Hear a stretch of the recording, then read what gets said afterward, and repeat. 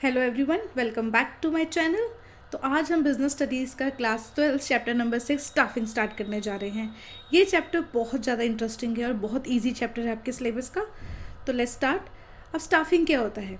आपको पता है कि स्टाफिंग का मतलब होता है किसी पर्सन को रिक्रूट करना, ठीक है, कि अपने जॉब के अकॉर्डिंग, अपने पोजीशन के अकॉर्डिंग उसको हायर करना। बट सिर्फ हायरिंग करना स्टाफिंग का मतलब नहीं होता है। स्टाफिंग में रिक्रूटमेंट भी आता है, हायरिंग भी आता है, सिलेक्शन करना, उनको ट्रेनिंग देना, डेवलपमेंट करना, उनको प्रमोट करना, ये सारे पार्ट भी स्टाफिंग के हैं।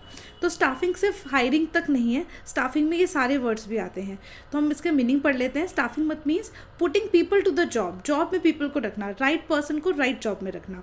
इट बिगिन विद, कब कैसे स्टार्ट होता है? ह्यूमन रिसोर्स से स्टार्ट होता है, ठीक है। जब हम ह्यूमन रिसोर्स प्लानिंग करते हैं कि हमें कितने वर्कर्स चाहिए, कितने एम्प्लॉयज़ चाहिए, इंक्लूड डिफरेंट अदर फंक्शन। इसमें और भी स्टाफिंग में और फंक्शंस भी आते हैं, recruitment, selection, training, development, promotion and performance appraisal of workforce. Workforce मतलब एम्प्लॉयज़, ठीक है। सिर्फ और सिर्फ रिक्रूटमेंट नहीं होता, स्टाफिंग का मतलब सिर्फ हायरिंग नहीं होता, उसमें सिलेक्शन करना, ठीक है, उनको ट्रेनिंग देना, उनका डेवलपमेंट करना, उनको प्रमोट करना, उनका प्रमोशन करना, ठीक है, उनकी परफॉर्मेंस के अकॉर्डिंग उनको अप्रेजल करना, ये होता है आपका स्टाफिंग, ठीक है। नेक्स्ट पढ़ते हैं कि why we need staffing, what is the important of staffing.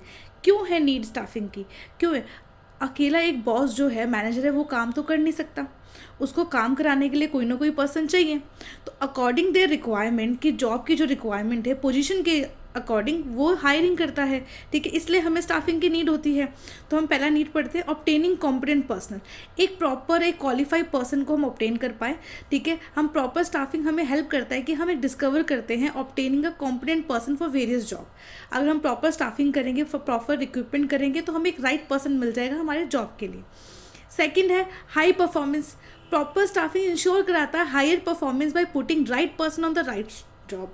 अगर हम स्टाफिंग फंक्शन परफॉर्म करते हैं, स्टाफिंग करते हैं, तो हमें एक राइट पर्सन मिलता है हमारे राइट जॉब के लिए। अगेन मैं बोल रही हूँ, स्टाफिंग का मतलब सिर्फ रिक्रूटमेंट नहीं होता है, हायरिंग नहीं होता है, रिक्रूटमेंट के बाद का प्रोसेस भी स्टाफिंग का पार्ट है। आप पहले रिक्रूट करते हैं, सेलेक्ट करते हैं, उसको ट्रेनिंग देते हैं, उसका प्रमोशन होता है, ठीक है, फिर उसके परफॉर्मेंस के अकॉर्डिंग उसका अप्रेजल रेस करते हैं। तो ये सारा स्टाफिंग का पार्ट है। थर्ड आता है इंपॉर्टेंट, कॉन्टिन्यूस ग्रोथ होती है, क्योंकि स्टाफिंग में आप एक एम्प्लॉय को ट्रेन भी कर रहे हैं, डेवलप भी कर रहे हैं, ठीक है। तो proper staffing ensure continuous survival and growth of the enterprise. अगर प्रॉपर स्टाफिंग होगा तो आपके एंटरप्राइज के लिए, उसके सर्वाइवल के लिए, उसके ग्रोथ के लिए बहुत इंपॉर्टेंट है।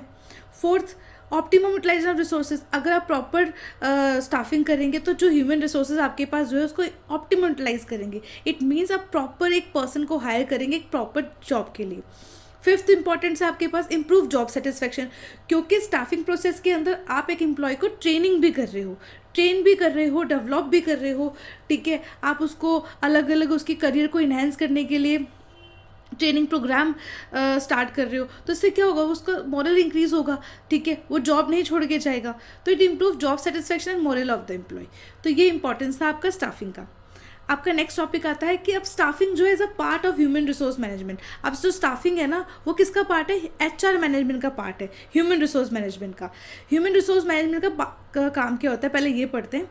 Human resource management involves procuring, developing, maintaining and appraising a competent and satisfied workforce to achieve the goal of the organization effectively and efficiently. Means अब एचआर मैनेजमेंट का काम क्या होता है कि जो भी एक पर्सन है, ठीक है, पर्सन को हायर करना, उसको डेवलप करना, उसको मेंटेन करना, उसका अप्रेजल यानी कि उसका परफॉर्मेंस के अकॉर्डिंग सैलरी इंक्रीज करना, उसको प्रमोट करना, ये सारा पार्ट किसका है? स्टाफिंग का पार्ट है, ह्यूमन रिसोर्स का पार्ट है, ठीक है। अब ह्यूमन रिसोर्स में क्या किस लिए काम करते हैं? क्योंकि जो गोल है आपके ऑर्गेनाइजेशन उसको इफेक्टिवली और एफिशिएंटली उसको हम अचीव कर पाएँ, ठीक है। और स्टाफिंग किसके अंदर आ जाएगा? ह्यूमन रिसोर्स के अंदर आ जाएगा। स्टाफिंग का मतलब होता है एक पर्सन को सिलेक्ट करना, ठीक है, उसको ट्रेन करना और उस ट्रेनिंग के अकॉर्डिंग उसका डेवलपमेंट, प्रमोशन करना एंड देन उसका अप्रेजल रेज करना, ठीक है। Its purpose to enable every human beings working in the organisation to make is best possible contribution. ये आपका एचआर का पार्ट होता है कि इसका पर्पस ये होता है कि जो भी ह्यूमन बींग्स, जो भी एम्प्लॉय आपके ऑर्गेनाइजेशन में काम कर रहा है, वो बेस्ट पॉसिबल मैनर से काम करे, बेस्ट पॉसिबल अपना 100% दे। अगर आप ट्रेनिंग की नीड है आपके एम्प्लॉय के लिए तो उसको ट्रेन करो आप, ठीक है। तो ये सारी चीज़ें क्या हो गई? ये HR मैनेजमेंट होगी। अब स्टाफिंग HR मैनेजमेंट का काम हो गया, क्योंकि स्टाफिंग में अभी हमने पढ़ा स्टाफिंग का मतलब क्या होता है, to the kind of role played by the all manager in the organisation. ठीक है, यानी कि हमने प्रॉपर स्टाफिंग, हम प्रॉपर स्टाफिंग करेंगे तो हमें क्या मिलेगा, हमें एक प्रॉपर पर्सन मिलेगा, हमें प्रॉपर जॉब के लिए। ठीक है, जिससे क्या होगा, हमारी ऑर्गेनाइजेशन का जो भी अचीव गोल है हम उसको अचीव कर पाएंगे। ठीक है, तो अब हम स्टाफिंग को ह्यूमन रिसोर्स का पार्ट कैसे बोलते हैं, क्योंकि ह्यूमन रिसोर्स मैनेजमेंट क्या देख रहा है कि प्रॉपर तरीके से काम हो, एक एम्प्लॉय, एक पर्सन जो काम कर रहा है हमारे ऑर्गेनाइजेशन में, उसका डेवलपमेंट भी हो, बेस्ट पॉसिबल कंट्रीब्यूट करे। ठीक है, कैसे करेगा, ये सारी चीज़ें किसके अंदर आता है, ह्यूमन रिसोर्स मैनेजमेंट के अंदर आता है। और स्टाफिंग का मतलब क्या होता है, एक राइट पर्सन को हम सेलेक्ट कर रहे हैं राइट जॉब के लिए। ठीक है, तो हम कह सकते हैं ना, organisation grow and number of people employed increase, a separate department बनता है। अगर फॉर एग्जाम्पल स्मॉल ऑर्गेनाइजेशन होगा तो उसमें HR डिपार्टमेंट नहीं होता है, तो छोटा डिपार्टमेंट है, तो उसी में जो टॉप लेवल मैनेजमेंट है वो हायरिंग करता है। लेकिन अगर आपका ऑर्गेनाइजेशन ग्रो कर रहा है, नंबर ऑफ एम्प्लॉय इंक्रीज हो गए हैं, लार्ज ऑर्गेनाइजेशन, तो वहाँ पे उस ऑर्गेनाइजेशन में एक सेपरेट डिपार्टमेंट बनाया जाता है, जिसको हम कहते हैं HR department, human resource department. वो बनाया इसलिए जाता है, वो स्पेशलिस्ट होता है कि वो who are expert in dealing with people, जो पीपल के साथ डील करने में एक्सपर्ट होते हैं, पीपल को हायरिंग करने में एक्सपर्ट होते हैं, फिर एम्प्लॉय के ट्रेनिंग पे ध्यान देते हैं, डेवलपमेंट पे ध्यान देते हैं, अप्रेजल पे ध्यान देते हैं, रिक्रूटमेंट पे ध्यान देते हैं। क्योंकि एक टॉप लेवल मैनेजमेंट हर चीज़ नहीं कर सकता ना, अगर लार्ज ऑर्गेनाइजेशन है तो ये रिक्रूटमेंट का और एक पर्सन पे ध्यान देने के लिए डिपार्टमेंट अलग बना देते हैं। तो इसलिए हम कहते हैं कि staffing is a part of human resource management, right. अब आता है प्रोसेस। अब एक नेक्स्ट टॉपिक है आपका स्टाफिंग प्रोसेस, जो कि आपके एग्जाम के लिए बहुत ज़्यादा इंपॉर्टेंट है। ठीक है, वेरी वेरी इंपॉर्टेंट, ये एग्जाम में आता ही आता है स्टाफिंग प्रोसेस। एक आपकी केस स्टडी आएगी जिसके बीच में आपको एक क्वेश्चन दे दिया जाएगा। ठीक है, आपको आइडेंटिफाई करना है कि कौन सा स्टाफिंग प्रोसेस की बात हो रही है। तो पहला स्टाफिंग प्रोसेस का पहला स्टेप है एस्टिमेटिंग मैन पावर रिक्वायरमेंट। तो सबसे पहले स्टाफिंग प्रोसेस स्टार्ट कैसे होता है, अगर एक पर्सन को आपके बिजनेस में हायर करना है तो उसके लिए आप सबसे पहले क्या करोगे, पहले ये तो देखो आपके बिजनेस में कितने लोगों की ज़रूरत है, कितने वर्कर्स और एम्प्लॉय की ज़रूरत है, कितने काम कर रहे हैं और कितने और चाहिए एक्स्ट्रा। तो पहले आप ये एस्टिमेट निकालोगे, उसके बाद आप रिक्रूटमेंट निकालोगे ना। तो एस्टिमेटेड मैन पावर का मतलब होता है making inventory of current human resource in terms of qualification, training and skill. तो पहले आप ये इन्वेंटरी मतलब आप पहले ये देख लो आपको कितने अभी करेंटली आपके ऑर्गेनाइजेशन में कितने लोग काम कर रहे हैं, कौन से पोजीशन पे काम कर रहे हैं, कौन सी ट्रेनिंग उनको रिक्वायरमेंट है।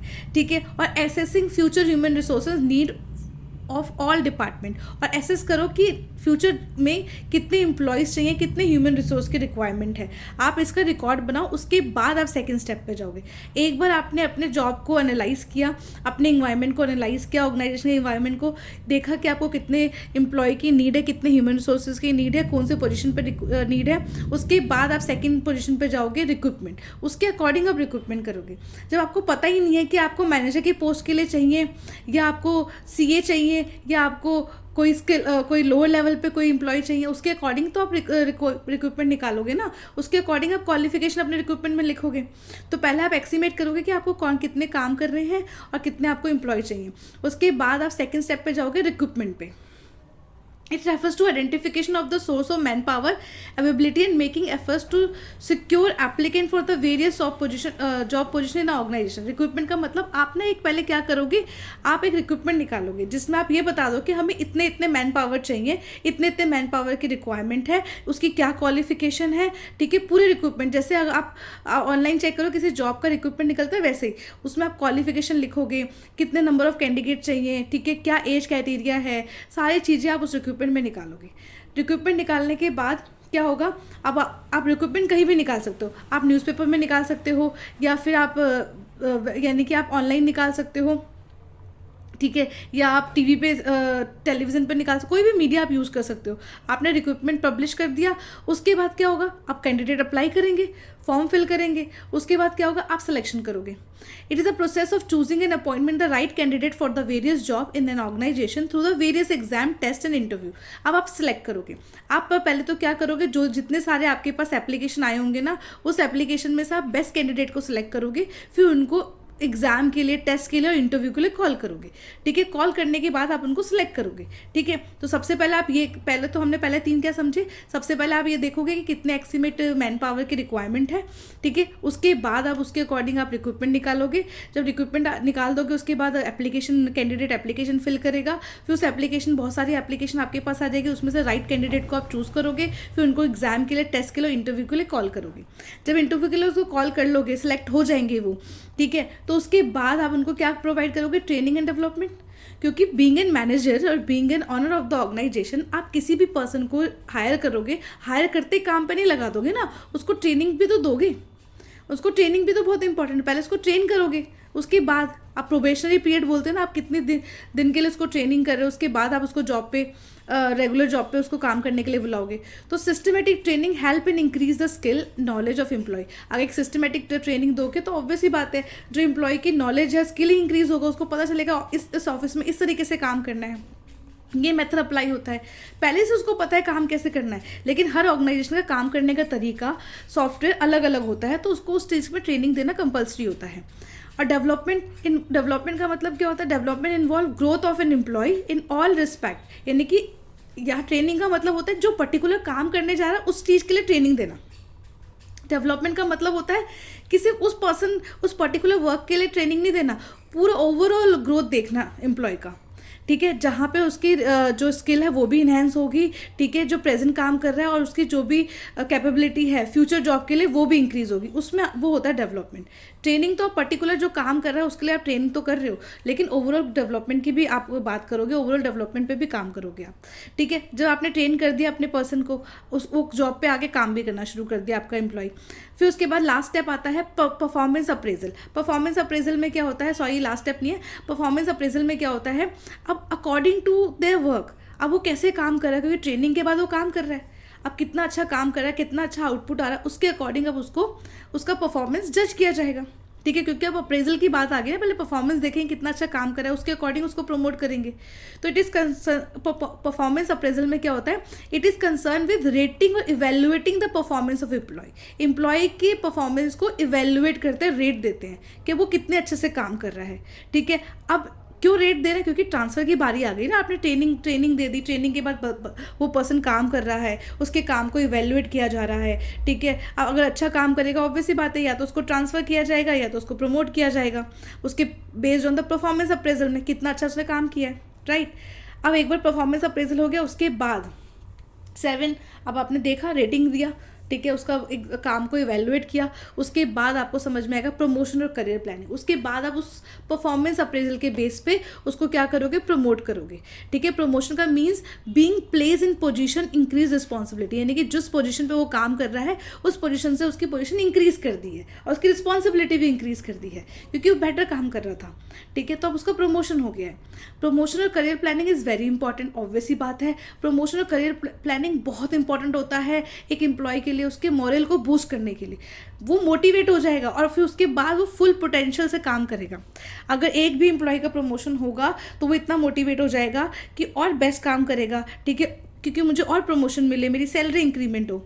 अब एक बार आपने प्रमोट कर दिया, उसके बाद क्या होगा, कंपनसेशन। स्टाफिंग यहीं खत्म नहीं हो रहा। स्टाफिंग का मतलब ये नहीं होता कि एक बार आपने एम्प्लॉय को हायर कर दिया स्टाफिंग खत्म हो गया। स्टाफिंग का मतलब है हायरिंग करने के बाद ट्रेनिंग भी देनी है, प्रमोशन भी करना है। अब प्रमोशन हो गया, उसके बाद कंपनसेशन दो। कंपनसेशन का मतलब to refers to all form of payment made by the enterprise to their company, यानी कि वो सारी पेमेंट जो एक एंटरप्राइज अपने एम्प्लॉयज़ को देता है, जैसे सैलरी दे दिया, इंसेंटिव्स दे दिया, कमीशन दे दिया, ये सारे कंपनसेशन है। फॉर एग्जाम्पल, उसकी वजह से इस कंपनी में इतना ज़्यादा फायदा हुआ है, ठीक है, इतना ज़्यादा फायदा हुआ है, तो ऑब्वियसली बात है आप उसको कुछ तो कंपनसेशन दोगे, कुछ तो उसको इंसेंटिव दोगे, तो ये होता है कंपनसेशन का पार्ट। ठीक है, तो ये था आपका क्या था, ये था staffing process. I hope staffing process आपको समझ में आया होगा। पहले एस्टिमेट करो कितने मैन पावर आपको चाहिए, उसके अकॉर्डिंग आप रिक्रूटमेंट निकालो, फिर उस रिक्रूटमेंट के हिसाब से आप सिलेक्शन करो। ठीक है, सिलेक्शन में आप इंटरव्यू लो, टेस्ट लो, फिर उसके बाद एम्प्लॉय को बुलाओ। जैसे एम्प्लॉय का सिलेक्शन हो गया उसको ट्रेनिंग के लिए भेजो, उसके डेवलपमेंट पे काम करो, फिर ट्रेनिंग के बाद वो काम करना शुरू करेगा, फिर उसका परफॉर्मेंस अप्रेजल होगा, यानी कि उसकी परफॉर्मेंस को इवेल्युएट करो। जब परफॉर्मेंस इवेल्युएट हो जाएगी तो उसके अकॉर्डिंग उसको प्रमोट हो जाएगा, फिर उसको कंपनसेशन दो। तो ये है आपका स्टाफिंग का प्रोसेस। ठीक है, अब आपका नेक्स्ट टॉपिक आता है रिक्रूटमेंट। अब रिक्रूटमेंट क्या होता है, ठीक है। अब रिक्रूटमेंट अभी मैंने आपको बता दिया, एक एम्प्लॉय को सर्च करना, एक पर्टिकुलर एक राइट जॉब के लिए एक राइट पर्सन को सर्च करना। तो recruitment may be defined as a process of searching for the prospective employees. आप एक करेक्ट एम्प्लॉय को सर्च कर रहे हो and stimulating them to apply for a job in the organisation, और उसको जॉब के लिए आप उसको अप्लाई करने के लिए उसको बोल रहे हो, ठीक है। रिक्रूटमेंट यही होता है कि एप्लीकेशन निकाल देते हो जिसमें आप क्वालिफिकेशन ये सारी चीज़ें लिखते हो कि हमें इतने क्वालिफिकेशन की रिक्वायरमेंट है, इतने एज, इतने एम्प्लॉयज़ की रिक्वायरमेंट है, ये होता है रिक्रूटमेंट। अब रिक्रूटमेंट 2 टाइप्स के होते हैं, एक होता है आपका इंटरनल सोर्स, एक होता है एक्सटर्नल सोर्स। इंटरनल सोर्स जो आप अपनी विद इन ऑर्गेनाइजेशन में से ही किसी पर्सन को आगे प्रमोट कर देते हो जो पोजीशन खाली है। एक्सटर्नल सोर्स होता है आप बाहर से किसी एम्प्लॉय को आपने हायर किया है। तो 1 बाय 1 पढ़ेंगे, पहले हम पढ़ेंगे इंटरनल सोर्स क्या होता है। अभी मैंने आपको बता दिया, internal source refers to inviting candidate from within the organisation, कि आप कैंडिडेट को इन्वाइट कर रहे हो, अपने ऑर्गेनाइजेशन के अंदर ही कैंडिडेट को इन्वाइट कर रहे हो, अपने ऑर्गेनाइजेशन के अंदर ही कैंडिडेट को हायर कर रहे हो। मतलब वो पहले जो पोजीशन पे था उस पोजीशन से उसको आपने नेक्स्ट पोजीशन पे ट्रांसफर कर दिया, ठीक है। आपकी मैनेजर की पोस्ट खाली थी तो आपने बाहर से नए कैंडिडेट को हायर नहीं किया, अंदर ही कोई जूनियर मैनेजर था उसी को आपने प्रमोट कर दिया, ठीक है। तो ये होता है इंटरनल सोर्स ऑफ रिक्रूटमेंट। 2 तरीके, बहुत सारे सोर्स होते हैं इंटरनल का, जैसे ट्रांसफ़र कर सकते हो आप, ठीक है। अगर एक डिपार्टमेंट में फॉर एग्जांपल सेल्स डिपार्टमेंट में आपके मैनेजर की रिक्वायरमेंट थी, तो आपने देखा कि मार्केटिंग डिपार्टमेंट में मैनेजर जूनियर मैनेजर है, आपने वहाँ से उठा के उसको सेल्स मैनेजर में प्रमोट कर दिया, ट्रांसफ़र कर दिया, सॉरी। तो ये हो गया इंटरनल, यानी कि ऑर्गेनाइजेशन के अंदर ही आपने दूसरे पोजीशन पे उसको ट्रांसफ़र कर दिया, आपने जॉब दे दी, ठीक है। तो it involve shifting of an employee from an one job to another, यानी कि एक जॉब से दूसरे जॉब में आपने शिफ्ट कर दिया, एक डिपार्टमेंट से दूसरे डिपार्टमेंट में कर दिया, कि एक शिफ्ट से दूसरे शिफ्ट में आपको उसने ट्रांसफर कर दिया। तो ये क्या हो गया, इंटरनल सोर्स ऑफ रिक्रूटमेंट हो गया। ऑर्गेनाइजेशन के अंदर से ही एम्प्लॉय को उठा के दूसरी जगह आपने शिफ्ट कर दिया, दूसरी जगह आपने ट्रांसफर कर दिया। दूसरा आता है प्रमोशन। एक जूनियर मैनेजर है, ठीक है, अब एक सीनियर मैनेजर की पोस्ट खाली थी, आपने जूनियर मैनेजर को सीनियर मैनेजर पे प्रमोट कर दिया, तो ये पोस्ट फिल हो गई, ठीक है। तो it refers to shifting an employee to the higher position. Promotion का मतलब एक एम्प्लॉय को लोअर पोजीशन से हाई पोजीशन में शिफ्ट करना, उसकी रिस्पॉन्सिबिलिटी हाई भी हो जाएगी, प्रेस्टीज भी हाई हो जाएगा, फैसिलिटी भी हाई हो जाएगी, ऑब्वियस ही बात है, और सैलरी भी हाई हो जाएगी, ठीक है। वो तो प्रमोशन, ये दोनों इंटरनल सोर्स होते हैं। ऑर्गेनाइजेशन के अंदर ही एम्प्लॉय को आपने दूसरी जगह पे रिक्रूट कर दिया है, तो that is internal source of recruitment. अब आता है, अब इसका कुछ एडवांटेज और डिसएडवांटेज भी होता है इंटरनल सोर्स का। अब एडवांटेज क्या होता है, देखो, अगर आप इंटरनल सोर्स ऑफ रिक्रूटमेंट को ऑप्ट करेंगे, आप बाहर से भी आप अपॉइंट कर सकते हो उस पोजीशन के लिए, लेकिन नहीं, अगर आपने internal source of recruitment opt किया है तो उसमें क्या होगा, employee are motivated to improve their performance. तो दूसरा एम्प्लॉय ना मोटिवेट हो जाएगा, अच्छा इसने बहुत अच्छा काम किया है, इसने हार्डवर्क किया है, तो इसको प्रमोट कर दिया है, तो दूसरा एम्प्लॉय भी मोटिवेट हो जाएगा, वो भी अपनी परफॉर्मेंस को इम्प्रूव करने की कोशिश करेगा कि नेक्स्ट टाइम मेरा भी प्रमोशन आएगा, ठीक है। नेक्स्ट एडवांटेज है internal recruitment also simplify the process of selection and placement. और इंटरनल रिक्रूटमेंट आपको सिंप्लीफाई कर देता है, जो सिलेक्शन का प्रोसेस अभी हमने ऊपर पढ़ा है, स्टाफिंग का प्रोसेस, और आगे भी आप सिलेक्शन का प्रोसेस भी पढ़ोगे। तो जो सिलेक्शन का प्रोसेस है कि एप्लीकेशन निकालो, ठीक है, फिर एम्प्लॉयज़ को इंटरव्यू के टेस्ट के लिए बुलाओ, फिर उनका सिलेक्शन करो, फिर ट्रेनिंग के लिए भेजो, तो ये सारी चीज़ें आप बच जाओगे, क्योंकि आपके अंदर ही अंदर आपने रिक्रूटमेंट कर दिया, अंदर ही अंदर एक एम्प्लॉय को उठा के ऑर्गेनाइजेशन के अंदर दूसरी जगह आपने पोस्ट कर दिया, तो आपको ये सारी चीज़ों से बच जाओगे, ये सारी चीज़ें प्रोसेस आपको परफॉर्म नहीं करना पड़ेगा।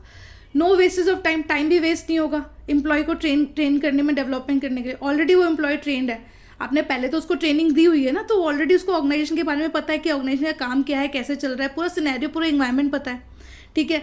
और last advantage, filling of job internally is cheaper. और इंटरनली आप जॉब को फिल कर रहे हो बहुत ही चीपर होता है, कोई कॉस्टिंग नहीं है कि इंटरव्यू आप सेट कर रहे हो, टाइम लगता है इंटरव्यू लेने में, टेस्ट लेने में पैसे लगते हैं, ठीक है। आप इंटरव्यू कंडक्ट कर रहे हो, टेस्ट कंडक्ट कर रहे हो, एग्जाम कंडक्ट कर रहे हो, एप्लीकेशन कंडक्ट कर रहे हो, रिक्रूटमेंट निकाल रहे हो अलग अलग, तो बहुत कॉस्ट कंज्यूमिंग है। तो इससे क्या हो जाएगा, इंटरनली आपको कोई पैसे खर्च नहीं हुए, सीधा जाके इसको ट्रांसफर कर दिया या प्रमोट कर दिया, राइट। बट अब इसके कुछ डिसएडवांटेज भी हैं। The scope of induction fresh talent is reduce, यानी कि लेकिन अगर आप internal resource of recruitment opt करोगे तो फ्रेश टैलेंट आपको नहीं मिलेंगे, ठीक है। यानी कि जो आजकल जैसे फॉर एग्जांपल एआई का टाइम आ गया है, ठीक है, जो ऑलरेडी आपके बिजनेस में 10 साल से काम कर रहे हैं, 5 साल से काम कर रहे हैं, उनको न्यू टेक्नोलॉजी के बारे में इतना नॉलेज नहीं होगा, तो फ्रेश टैलेंट आपको नहीं मिल पाएंगे।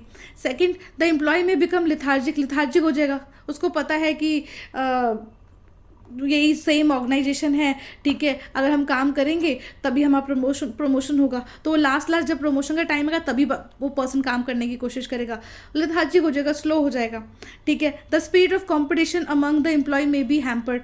अब जो स्पीड कॉम्पिटिशन है एम्प्लॉयज़ के बीच में वो इंक्रीज़ हो जाएगा। वैसे तो ये एडवांटेज है लेकिन ये नेगेटिव भी है, ठीक है। लोग फिर एक दूसरे की हेल्प करना बंद कर देते हैं। फ्रीक्वेंट ट्रांसफ़र होगा तो एम्प्लॉय जो प्रोडक्टिविटी है उसकी ऑर्गेनाइजेशन में वो रिड्यूस हो जाएगी। फ्रीक्वेंट ट्रांसफ़र भी अच्छा नहीं है, ठीक है। फ्रीक्वेंट ट्रांसफ़र मतलब वो अभी सेल डिपार्टमेंट में था, वहाँ पे वो एक्सपर्ट हो गया, लेकिन जब जैसे वो मार्केटिंग डिपार्टमेंट में गया तो अभी सेल्स डिपार्टमेंट का काम सीखा था, फिर उसको मार्केटिंग डिपार्टमेंट का काम सीखेगा, राइट। आई होप आपको एडवांटेज एंड डिसएडवांटेज समझ आया होगा। Now next topic is external source of requirement. अब एक्सटर्नल सोर्स ऑफ रिक्वायरमेंट का मतलब क्या होता है? When candidate from outside the organisation are invited to fill the, जब कैंडिडेट को हम बाहर आउटसाइड द ऑर्गेनाइजेशन, ये ऑर्गेनाइजेशन लिखा हुआ है, आउटसाइड द ऑर्गेनाइजेशन हम कैंडिडेट को हम अपॉइंट करते हैं, उसको एक्सटर्नल सोर्स कहते हैं। यानी कि आप इंटरनल सोर्स, इंटरनली आप ऑर्गेनाइजेशन को हायर नहीं कर रहे हो, आप आउटसाइड द ऑर्गेनाइजेशन को हायर करने जा रहे हो, ठीक है। अब जैसे डायरेक्ट रिक्रूटमेंट, अब इसके बहुत सारे मेथड है, एक्सटर्नल सोर्स के ना बहुत सारे मेथड है हायर करने के लिए, जिसमें से पहला आता है डायरेक्ट रिक्रूटमेंट। डायरेक्ट रिक्रूटमेंट का मतलब होता है under the direct recruitment a notice is placed on the notice board of the enterprise specifying the. अब यहाँ पे क्या होता है डायरेक्ट रिक्रूटमेंट में, आप ना अपने एक नोटिस बोर्ड पे ना, फैक्ट्री के बाहर ना एक नोटिस बोर्ड पे आप डाल देते हो कि हमें इतने इतने पर्सन की रिक्वायरमेंट है, वो डायरेक्ट रिक्रूटमेंट हो गया। लोगों ने वो नोटिस पढ़ा और जाके डायरेक्टली अंदर कंपनी के अंदर जाके बात कर ली, तो उसको कहते हैं डायरेक्ट रिक्रूटमेंट। ऐसे भी एक्सटर्नल रिक्रूटमेंट कर सकते हो। सेकेंड आता है कैजुअल कॉलर। कैजुअल कॉलर का मतलब क्या होता है? तो many reputed business organization keep a data base on the unsolicited applicant in their office. For example, आप कहीं भी जॉब के लिए अप्लाई करने जाते हो तो आप रिज्यूम लेके जाते हो, अपना CV लेके जाते हो, उस कंपनी में किसी भी स्कूल में, कंपनी में, कहीं भी आप CV सबमिट करने जाते हो तो वो ना आपके CV को रख लेते हैं, कहते हैं कि सर अभी वैकेंसी नहीं है, जैसे इन फ्यूचर वैकेंसी होगी वी विल इन्फॉर्म यू। तो वो वैकेंसी, वो CV फेंकते नहीं है, वो एक डाटा बना के रख देते हैं, एक रिकॉर्ड बना के रखते हैं। इमरजेंसी सिचुएशन में जब रिक्वायरमेंट होती है तो वो फाइल ओपन करते हैं, वो CV ओपन करते हैं, फिर वो CV से एक 1 by 1 कॉल करते हैं, जो उस टाइम पे अवेलेबल होगा उसको वो बुला लेते हैं, ठीक है। उसको कहते हैं कैजुअल कॉलर। थर्ड आता है एडवर्टीजमेंट। एडवर्टाइजमेंट का मतलब होता है इन मीडिया, आप एडवर्टाइज कर सकते हो, न्यूज़पेपर में एडवर्टाइज करो अपने रिक्रूटमेंट के लिए, इंटरनेट यूज़ करो, टेलीविज़न यूज़ करो, जो भी आपका प्रॉपर सोर्स है मीडिया का आप उसको यूज़ करो, ठीक है। वाइडर, अगर आपको चाहिए कि फ्रेश टैलेंट आए, वाइडर चॉइस चाहिए, तो आप ये एडवर्टीजमेंट भी कर सकते हो। आजकल वैसे भी एडवर्टीजमेंट से ही आप हमें पता चलता है किस कंपनी में किस जगह रिक्रूटमेंट प्रोसेस स्टार्ट हुई है। Employment exchange. अब एम्प्लॉयमेंट एक्सचेंज एक एजेंसी होती है जहाँ पे employment exchange is regarded as a good source of recruitment for unskill and skill operative job, ठीक है। एम्प्लॉयमेंट एक्सचेंज क्या है? मतलब जहाँ पे कंपनी, आप अपने रिज्यूम को गवर्नमेंट एजेंसी में जाके सबमिट कर देते हो और जहाँ पे भी आपके रिज्यूम से रिलेटेड कोई भी जॉब होगा वो एजेंसी उस जॉब से रिलेटेड आपको इन्फॉर्म कर देती है, वहाँ से भी आप कैंडिडेट को हायर कर सकते हो, ठीक है। फिफ्थ आता है placement agency and management consultant.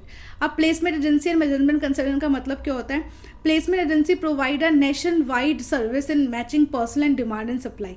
अब बहुत सारे ऐसे प्लेसमेंट एजेंसी और मैनेजमेंट कंसल्टेंट है। HR कंसल्टेंट होता है। HR क्या होता है? आपका पहला इंटरव्यू खुद ले लेता है, ठीक है। इंटरव्यू लेके आपका सब कुछ पहले से सिलेक्शन करके बैठ जाता है, जहाँ जहाँ आपके जॉब के अकॉर्डिंग, आपके क्वालिफिकेशन के अकॉर्डिंग जहाँ जॉब निकलेगी आपको वहाँ आपको हायरिंग कर देगा, ठीक है। फिर आता है कैंपस कंसल्टेंट।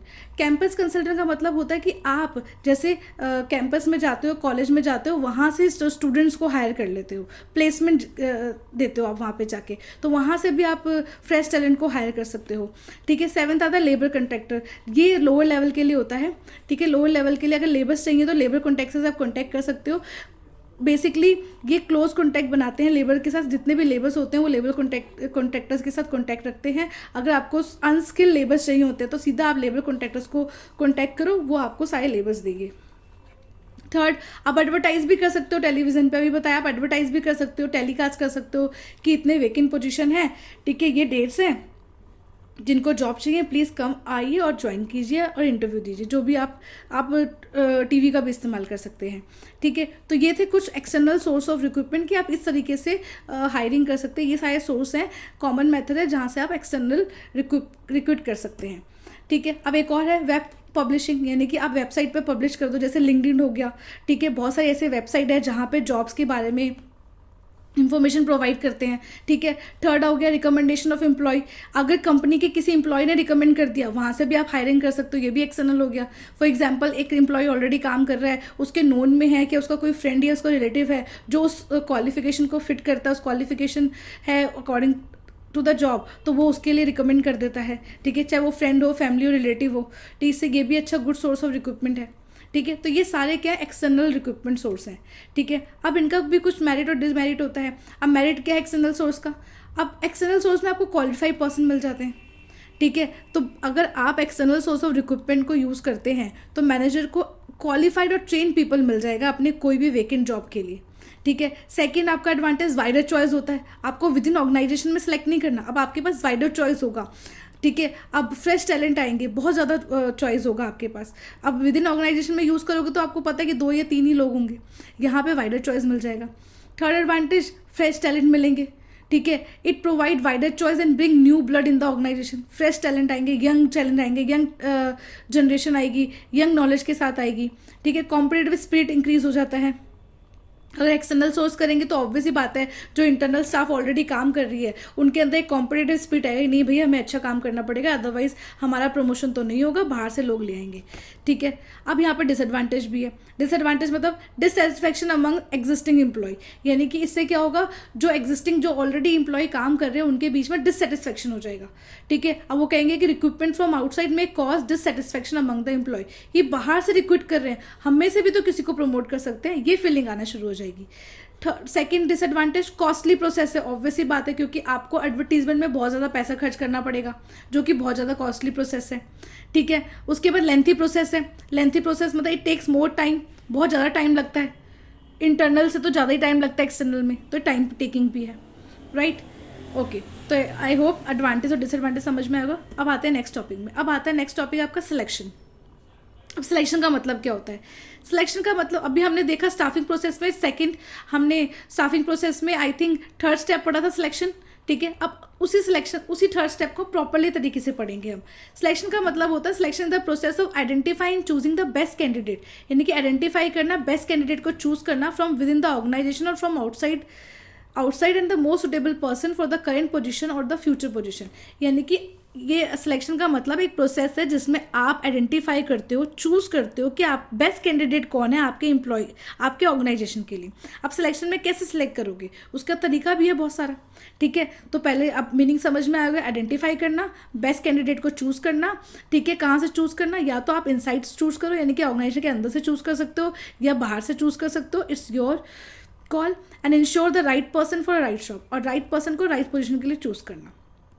तो इन शॉर्ट हम कह सकते हैं सिलेक्शन का मतलब होता है चूजिंग द बेस्ट कैंडिडेट। अब कैसे चूज करेंगे वो पढ़ेंगे हम 1 बाय 1, ठीक है। अब स्टेप होता है इसका, सिलेक्शन का स्टेप होता है कि पहले प्रीलिमिनरी स्क्रीनिंग होता है, फिर सिलेक्शन टेस्ट होता है, फिर इंटरव्यू के लिए बुलाते हैं, फिर रेफरेंस चेक करते हैं, फिर सिलेक्शन डिसीजन लेते हैं, फिर मेडिकल एग्जामिनेशन होता है, फिर उनको जॉब ऑफर करते हैं, फिर कॉन्ट्रैक्ट साइन होता है, ठीक है। तो ये क्या 8 स्टेप है आपके सिलेक्शन प्रोसेस में, तो 1 बाय 1 पढ़ेंगे।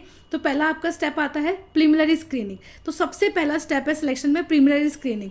प्रीलिमिनरी स्क्रीनिंग का मतलब होता है कि help the manager eliminate the unqualified unfit job seeker based on the information supply in the application form। तो सबसे पहले आपके पास क्या होगा, बहुत सारे आपने स्टाफिंग प्रोसेस में पढ़ा था कि रिक्रूटमेंट निकालते हो, आपके पास बहुत सारे एप्लीकेशन फॉर्म आ जाते हैं। तो पहला स्टेप होता है उस एप्लीकेशन फॉर्म में जो अनफिट कैंडिडेट हैं और अनक्वालिफाइड कैंडिडेट हैं उनको रिजेक्ट एलिमिनेट करना, ठीक है। जो क्वालिफिकेशन नहीं है उनकी अकॉर्डिंग टू योर जॉब उनको साइड में रख दो, ठीक है। जो उनके अनफिट है मतलब अकॉर्डिंग टू योर जॉब उनका जो भी रिज्यूम या जो भी सीवी आया है उसके अकॉर्डिंग नहीं है, फिट नहीं है, उनको सबको अलग कर दो। आपने सेलेक्ट कर दिया, अब आपके पास क्या होगा, सिलेक्टिव एप्लीकेशन फॉर्म बच गए। अब उन सिलेक्टिव एप्लीकेशन फॉर्म के साथ क्या करोगे, उनको कॉल करोगे आगे नेक्स्ट स्टेप के लिए। नेक्स्ट स्टेप क्या होगा, सिलेक्शन टेस्ट के लिए उनको कॉल करोगे। अब उनको कॉल करोगे टेस्ट के लिए, अब उनके टेस्ट लोगे। अब टेस्ट भी बहुत तरीके के होते हैं, intelligent test, aptitude test, personality test, trade test, interest test. अब जरूरी नहीं कि हर एक ऑर्गेनाइजेशन ये सारे टेस्ट एक साथ ही लेता है, according to your job position, according to your organisation आप इनमें से कोई भी टेस्ट ले सकते हो। जैसे इंटेलिजेंस टेस्ट कब लिया जाता है, it taste a person ability, ये पर्सन की एबिलिटी को टेस्ट किया जाता है कि वो डिसीजन कैसे लेगा। ठीक है, एप्टीट्यूड टेस्ट लिया जाता है जिसमें पर्सन को ये चेक किया जाता है कि पर्सन के अंदर कितनी पोटेंशियल है न्यू स्किल को सीखने के लिए। फिर पर्सनैलिटी टेस्ट, मतलब पर्सनैलिटी टेस्ट प्रोवाइड ये क्लू देता है कि पर्सन का इमोशन कैसे है, कि वो कैसे डिसीजन लेगा, अगर कोई सिचुएशन आएगा उस सिचुएशन पे उसका डिसीजन मेकिंग कैसा होगा। ट्रेड टेस्ट होता है कि एग्जिस्टिंग स्किल चेक करना, जिस पोजीशन के लिए उसने अप्लाई किया उस पोजीशन के लिए पहले से क्या नॉलेज है उसके पास। इंटरेस्ट टेस्ट का मतलब होता है कि उसका ये देखना pattern of interest and involvement, कि उसका कितना इंटरेस्ट है, कितना इन्वॉल्वमेंट है। ठीक है, ये चेक करना। तो ये सिलेक्शन टेस्ट है according to your job position. आप इसमें क्या करेंगे, टेस्ट लेंगे। जब एक कैंडिडेट ने टेस्ट दे दिया उसके बाद उसको क्या करेंगे, जब अगर टेस्ट क्वालिफाई हो गया तो थर्ड स्टेप में उसको किस लिए बुलाएंगे, आप इंटरव्यू के लिए बुलाएंगे, क्योंकि उसने टेस्ट क्वालिफाई कर दिया। जिन्होंने टेस्ट क्वालिफाई नहीं कर दिया वो वहीं से रिजेक्ट हो जाएंगे। फिर जो सिलेक्टेड कैंडिडेट है उनको इंटरव्यू के लिए बुलाया। इंटरव्यू में क्या होता है, इसे डेप्थ फॉर्मल कन्वर्सेशन होता है बिटवीन द एम्प्लॉयर और कैंडिडेट के बीच में। एम्प्लॉयर मतलब जो कंपनी का जो इंटरव्यू कंडक्ट करा रहा है, यह एम्प्लॉयर हमेशा कंपनी का सीईओ होता है या ऑनर होता है। ठीक है, यहाँ पे क्या होता है, फॉर्मल कन्वर्सेशन होता है। यहाँ पे वो अपने सैलरी की बात भी करते हैं, अपने ग्रोथ की बात भी करते हैं, जॉब के बारे में बात करते हैं। और पर्पस क्या होता है इंटरव्यू का, एक सुटेबल कैंडिडेट को एक स्पेसिफिक जॉब के लिए फाइंड करना, मोर इन्फॉर्मेशन कैंडिडेट के बारे में जानना, क्योंकि बहुत सारी इन्फॉर्मेशन जो आपके एप्लीकेशन फॉर्म में नहीं लिखी होती है इंटरव्यू में आप बता देते हो। To give the candidate a clear picture, candidate को क्लियर पिक्चर देना। ठीक है, to explain term and condition of the job. ठीक है, जो भी टर्म एंड कंडीशन है वो इंटरव्यू में बताया जाता है। और कैंडिडेट के डाउट्स क्लैरिफाई करना, क्योंकि कैंडिडेट के डाउट्स ना इंटरव्यू में ही क्लैरिफाई होते हैं। वो एप्लीकेशन में तो सिर्फ एप्लीकेशन अपने बारे में सबमिट किया है और टेस्ट में तो उसने सिर्फ टेस्ट दिया है। ठीक है, जब इंटरव्यू क्वालिफाई हो जाएगा उसके बाद फिर एम्प्लॉयर यानी कि मैनेजर या फिर रिक्रूटमेंट जो भी ले रहा है सीईओ, वो उसका रेफरेंस चेक करेगा। रेफरेंस चेक मतलब is a process where the employee verify the information provide by the candidate. Reference check जो भी उसने इन्फॉर्मेशन दी है वो चेक करना किसके रेफरेंस से आया है, या जो भी उसने डॉक्यूमेंट सबमिट किए हैं कि सारे वैलिड है कि नहीं है। कैंडिडेट का फैमिली बैकग्राउंड चेक करना, पास एम्प्लॉयमेंट डिटेल चेक करना, एजुकेशन क्वालिफिकेशन चेक करना, पॉलिसी रिकॉर्ड देखना। ठीक है, ये सारी चीज़ें रेफरेंस चेक में होती है। जब रेफरेंस चेक हो जाएगा तो उसके बाद हम सिलेक्शन डिसीजन लेंगे कि इसको सिलेक्ट करना है कि नहीं करना है। सिलेक्शन डिसीजन कैसे लेते हैं, सिलेक्शन डिसीजन में क्या होता है, एक लिस्ट ऑफ कैंडिडेट होता है, क्योंकि एक पर्सन तो सिलेक्ट नहीं करते ना। फॉर एग्जाम्पल आपको 2 पर्सन की रिक्वायरमेंट है, आपने 10 पर्सन को सिलेक्ट बुला लिया इंटरव्यू के लिए। अब उन 10 पर्सन से आपको 2 पर्सन को ही तो सिलेक्ट करना है, तो कैसे सिलेक्ट करेंगे। एक खुद क्लियर द टेस्ट, जिसने टेस्ट क्लियर किया होगा, इंटरव्यू क्लियर किया होगा, उन्हीं को फाइनल सिलेक्शन पर रखेंगे। तो 10 ये जो 10 कैंडिडेट्स हैं, इन 10 कैंडिडेट्स में वो पर्सन है जिन्होंने टेस्ट क्वालिफाई कर दिया, जिन्होंने इंटरव्यू क्वालिफाई कर दिया। अब इन 10 में से आप कैसे सिलेक्ट करेंगे, तो आप यहाँ देखेंगे इन 10 में से कौन सुटेबल है, कौन सा बेस्ट कैंडिडेट है। ठीक है, कौन सा बेस्ट कैंडिडेट है, किसने इस जॉब के बारे में क्लियर पिक्चर बताई है या इंटरव्यू बहुत अच्छा गया है। ठीक है, ये सारी चीज़ें, तो उसमें से बेस्ट कैंडिडेट आप सिलेक्ट करेंगे। सिलेक्शन ले लिया, 2 पर्सन को सिलेक्ट कर लिया, 2 पर्सन को आप कॉल करेंगे कि सर आप सिलेक्ट हो चुके हैं। उसके बाद हम 2 पर्सन को क्या बोलेंगे, मेडिकल और फिजिकल एग्जामिनेशन के लिए भेजेंगे। ठीक है, सिलेक्टेड कैंडिडेट को बोलोगे कि सर आप मेडिकल या सर्टिफिकेट ले आइए। ठीक है, अपॉइंट करेंगे और उनको फिर मेडिकल और फिजिकल टेस्ट के लिए बोलेंगे। फिर वो अपना फिजिकल एग्जाम करेंगे, मेडिकल टेस्ट लेके मेडिकल सर्टिफिकेट ऑर्गेनाइजेशन में सबमिट करेंगे। उसके बाद जैसे मेडिकल फिट हो गए, वो मेडिकल में कोई भी प्रॉब्लम नहीं आया, तो उनको आप क्या प्रोवाइड करोगे, जॉब ऑफर प्रोवाइड करोगे। After selection process the medical examination के बाद candidate is formally appointed by the issue and appointment letter. अब जाके अपॉइंटमेंट लेटर उसको इशू होगा, अब जाके वो अपॉइंट होगा आफ्टर मेडिकल टेस्ट। ठीक है, जैसे अपॉइंटमेंट लेटर आपने उसको ऑफर किया, उसके बाद लास्ट स्टेप आएगा कॉन्ट्रैक्ट ऑफ एम्प्लॉयमेंट। फिर एम्प्लॉय जो है वो कॉन्ट्रैक्ट साइन करेगा। कॉन्ट्रैक्ट में क्या होता है, after getting the job offer के बाद कैंडिडेट को हैज़ टू गिव एक्सेप्टेंस, यानी कि उसको कॉन्ट्रैक्ट साइन करना कि ठीक है मैं आपका जॉब लेटर अपॉइंट कर रहा हूँ। फिर वो एक कॉन्ट्रैक्ट साइन करेगा। ठीक है, कि हाँ मैंने आपका जॉब लेटर अपॉइंट किया है। कॉन्ट्रैक्ट में टर्म्स एंड कंडीशन होंगे, उसको वो एग्री करके साइन करेगा। ठीक है, और दोनों साइन करते हैं, एम्प्लॉयर भी साइन करता है, एम्प्लॉय भी साइन करता है, जिसमें टर्म एंड कंडीशन होता है, कितना पे स्केल मिल रहा है, क्या रूल्स है, क्या आर है, क्या mode of termination of employment है, ये सारा कुछ होता है। कि बाद में ये ना बोले कि इतना सैलरी लिखी थी लेकिन मिल नहीं रही मुझे सैलरी, तो ये सब सिर्फ कॉन्ट्रैक्ट ऑफ एम्प्लॉयमेंट में लिखा होता है।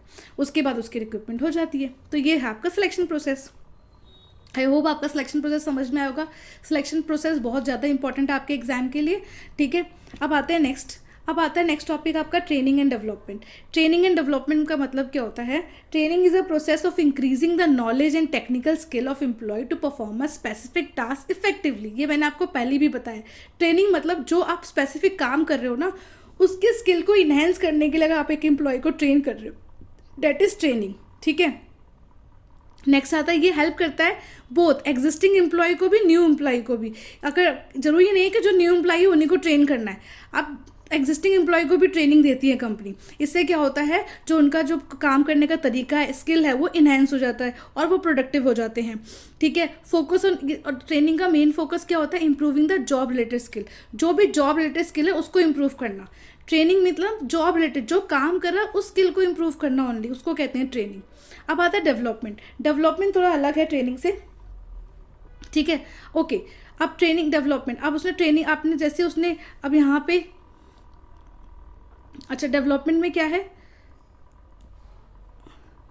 अच्छा, अब डेवलपमेंट में क्या है? अब डेवलपमेंट के लिए देखो, development refers to the learning opportunity design to help the employee grow and advance their career. अब डेवलपमेंट का मतलब ये नहीं है कि सिर्फ पर्टिकुलर जॉब को इन्हेंस करना, पर्टिकुलर जॉब के लिए ट्रेनिंग करना। डेवलपमेंट का मतलब होता है कि learning opportunity design to help, एक लर्निंग अपॉर्चुनिटी डिजाइन करना जो एम्प्लॉय को हेल्प करेगा ग्रो करने में अपने करियर में। ठीक है, ये जॉब परफॉर्मेंस तो इंप्रूव कर रहा है, पर्सनैलिटी ग्रोथ भी इंप्रूव करेगा। ठीक है, इसमें एक्टिविटी, ऐसी एक्टिविटी इन्वॉल्व होती है जिससे आपका नॉलेज, एम्प्लॉय का नॉलेज गेन हो। ठीक है, उसका मैनेजर कैपेबिलिटी इंक्रीज हो। ठीक है, डेवलपमेंट ऐसा प्रोग्राम होता है जो पर्टिकुलर स्किल, पर्टिकुलर जॉब के स्किल को इन्हेंस नहीं करना, ओवरऑल ग्रोथ की बात करता है। ठीक है, ट्रेनिंग क्या होता है? Training skill for current job. Training मतलब जो करेंट जॉब करे उसके लिए ट्रेनिंग देना। डेवलपमेंट मतलब फ्यूचर रोल्स के लिए डेवलप, ग्रोथ के लिए डेवलप करना। दोनों में बस थोड़ा सा ही डिफरेंट है। क्लियर? अब ट्रेनिंग एंड डेवलपमेंट का क्या फ़ायदा होता है?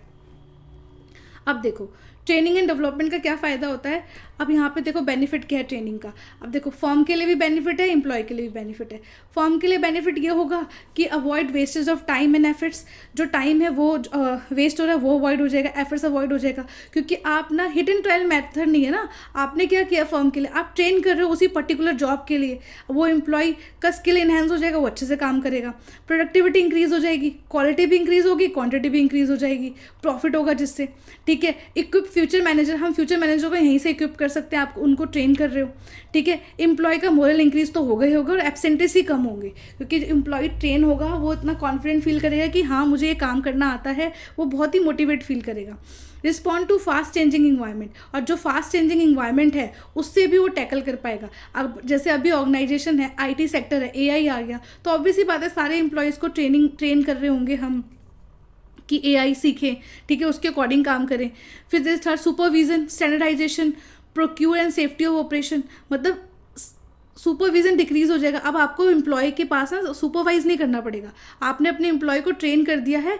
ठीक है, तो आपको ज़्यादा उसको सुपरवाइज नहीं करना पड़ेगा, आपको पता है कि वो ट्रेन हो गया, वो अच्छे से काम कर रहा है। अब ये था फर्म के लिए। अब एम्प्लॉय के लिए क्या है? एम्प्लॉय के लिए उसका स्किल इंप्रूव होगा, सबसे बड़ी बात तो यही है ना, उसका स्किल और नॉलेज इंप्रूव हो जाएगा, उसका करियर बेटर हो जाएगा, अपॉर्चुनिटी और अच्छी मिलेगी, बेटर परफॉर्मेंस हो जाएगा। अगर बेटर परफॉर्मेंस हो जाएगा तो हाई अर्निंग होगी, लेस एक्सीडेंट्स होंगे, ढंग से मशीन चलाएगा।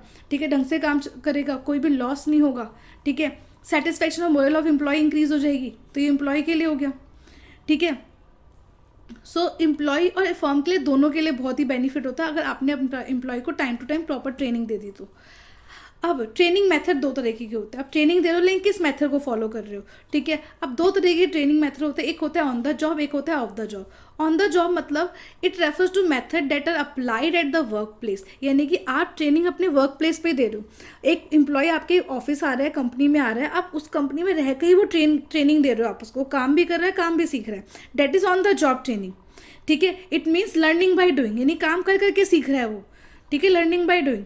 जैसे पहला आता है, अब इस बहुत सारे मेथड्स हैं ऑन द जॉब के। जैसे फर्स्ट मेथड है अप्रेंटिसशिप ट्रेनिंग। अप्रेंटिसशिप ट्रेनिंग का मतलब होता है लर्निंग बाय डूइंग, यानी कि पर्सन आ रहा है अपने सुपरविजन के अंडर काम कर रहे हैं। The training is place under supervision of the experience person, जैसे कि यानी कि एक्सपीरियंस पर्सन को क्या बोलते हैं, master worker, who impart him necessary skill and regulate his performance. यानी कि जो मास्टर वर्कर है, जो एक्सपीरियंस वर्कर है, उसके अंदर वो काम कर रहा है, उसको काम करते हुए देख रहा है। मान लो ये मास्टर वर्कर है, ठीक है, और ये न्यू एम्प्लॉय है, ये इसको काम करते हुए देख रहा है, इसके सुपरविजन में काम कर रहा है, ठीक है, जैसे ये काम सिखा रहा है, जैसे ये एक्सपर्ट हो जाएगा ये मास्टर वर्कर हट जाएगा वहाँ से।